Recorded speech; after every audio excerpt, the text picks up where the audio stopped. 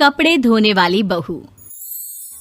शादी के पहले से ही विभा को कपड़े धोने का बड़ा शौक था। कभी नल के नीचे तो कभी तालाब के पास। अरे मेरी नीली वाली लुंगी नहीं दिख रही है। विभा की अम्मा, कहाँ रखी है लुंगी? अरे वो तो विभा ने परसों ही धोकर रखी थी आपकी अलमारी में, देखो वहीं होगी। वो ना मैंने आज धो दी, मुझे लगा कि गंदी हो गई होगी।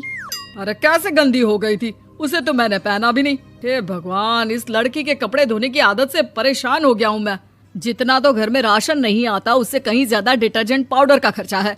इसकी शादी करवा दो, शादी जाए अपने घर में ही करे काम, फिर चाहे घर के कपड़े धोने हो या पूरे गांव के। हाँ ठीक बोल रही हूँ, देखता हूँ मैं कोई लड़का। वो दिन भी आ जाता है जब विभा को देखने लड़के वाले आ जाते हैं। लड़की मुझे अच्छी लगी। होने वाली सास कहती है, बेटी अगर कुछ पूछना है तो पूछ लो। वैसे तो हमारी लड़की बहुत ही शर्मीली है, जो बोल दो वो मान लेती है, इसे क्या पूछना होगा। अरे कैसी बात कर रही हो माँ, मुझे इन लोगों के घर रहना है, सवाल तो कई है। हाँ हाँ बेटा, पूछ लो ना, क्या पूछना है। आप लोगों के घर कपड़े कौन धोता है? सास का मुंह बन जाता है। देखो, अगर तुम ये कहना चाहती हो कि तुम्हें कपड़े धोने नहीं आते तो सुन लो, कपड़े मैं ही धोती हूँ, लेकिन तुम्हारे आ जाने के बाद मैं रुमाल तक नहीं धोऊंगी। अरे चुप रहना भाग्यवान, बहू बेचारी घर आई नहीं, उसे डराना शुरू कर दिया।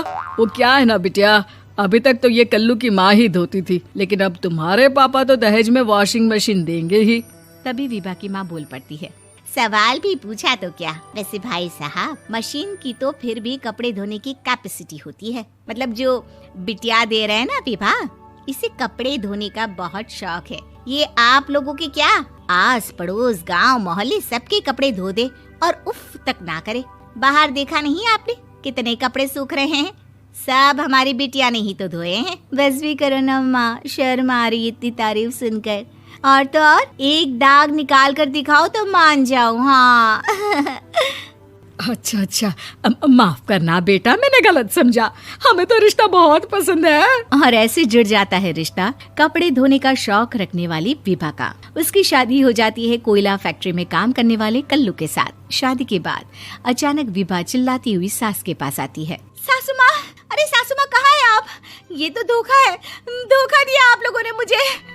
इसे ससुर के चक्कर के बारे में पता चल गया। अरे तो उसमें तुझे क्यों धोखा मिला है? अरे नल में पानी नहीं आता, कपड़े कैसे कब धुलेंगे?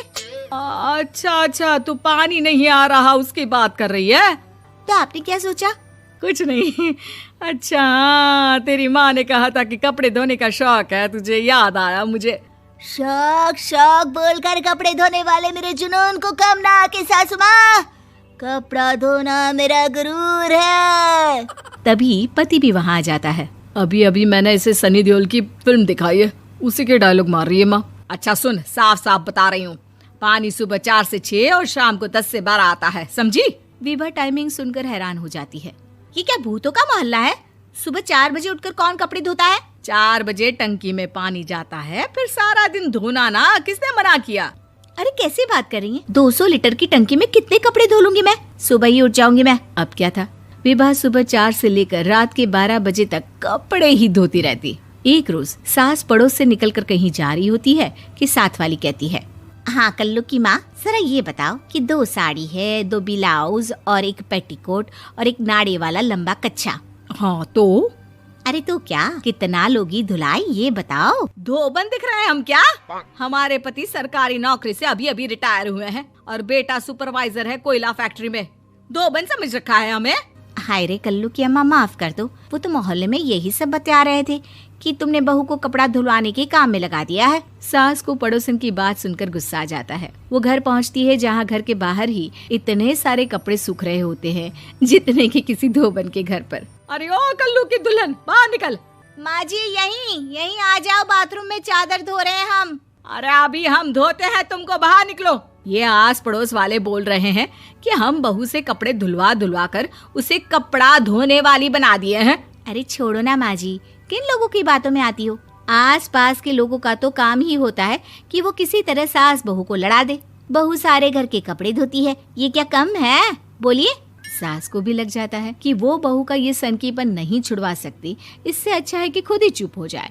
एक रोज सास और बहू मंदिर जाते हैं, जहाँ सास की साड़ी वहाँ खड़ी भीख मांगने वाली से मिलती है। माँ जी क्या बात है, आपकी साड़ी उस भिखारन से कितनी मिल रही है ना? हाँ हाँ देखो तो, दोनों की साड़ी मिल रही है। क्या बात है कल्लू की अम्मा, तुम खुद को तो अफसर की बीवी बताती हो और ऐसी सिंपल सी प्लेन साड़ी पहनकर घूमती हो। सिंपल और प्लेन नहीं है ये साड़ी। तो क्या सोने के धागे से फूल बने हैं?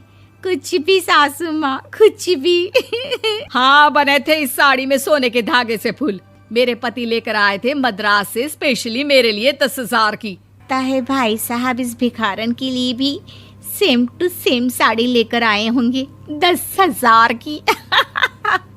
सास उस वक्त कुछ नहीं कहती, लेकिन बहू के साथ घर आती है और अलमारी से एल्बम निकाल कर लाती है। ये साड़ी देख रही है, ये वही साड़ी है जिसे मैंने अभी पहना था। इस साड़ी में ये जो चमकदार फूल दिख रहे हैं ना, ये सोने के धागों से काढ़े गए हैं। लेकिन तू लोकल वॉशिंग मशीन ब्रश से घिस घिस कर सारे फूलों को निकाल कर साड़ी प्लेन कर दी। मुझे माफ कर दीजिए सासू माँ। और तो और, जब मैंने तुझे तेरी गलती के लिए कुछ नहीं कहा, लेकिन तूने तो सबके सामने मेरा मजाक ही बना दिया। क्यों? बहू को समझ में आ जाता है कि अब से उसका कपड़े धोना बंद। इस वीडियो को लाइक करें, हमारे चैनल को सब्सक्राइब करें और बेल आइकन जरूर प्रेस करें हमारी न्यू वीडियो सबसे पहले देखने के लिए। सब्सक्राइब करने के बाद ना घंटी बजा देना, ताकि जब भी मैं कोई न्यू वीडियो अपलोड करूं तो तुम्हारे फोन की घंटी भी बजे।